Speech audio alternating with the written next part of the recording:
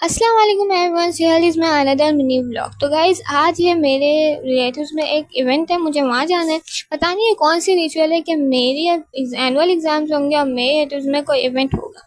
I don't know why, but ये चीज़ है। But खैर गाइज़, आज के लिए मैंने ये आउटफिट चूज़ किया था क्योंकि ये मैंने सिर्फ एक ही बार पहना है, वो भी ईद पे पहना है। इसके बाद मैंने नहीं पहना, तो मैंने कहा यार ये पहन लेते हैं। और साथ में ये ब्रेसलेट था और वॉच थी, क्योंकि आउटफिट काफ़ी हैवी, तो मैंने इसलिए इसके साथ ज़्यादा ज्वेलरी कैरी नहीं की।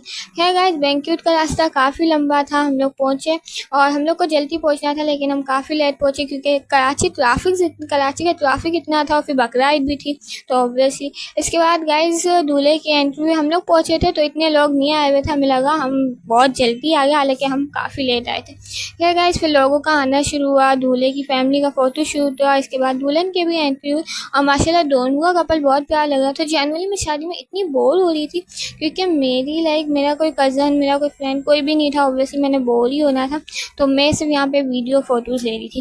खैर गाइस, फिर खाना भी खुल गया था, फिर मैंने खाना एंजॉय किया।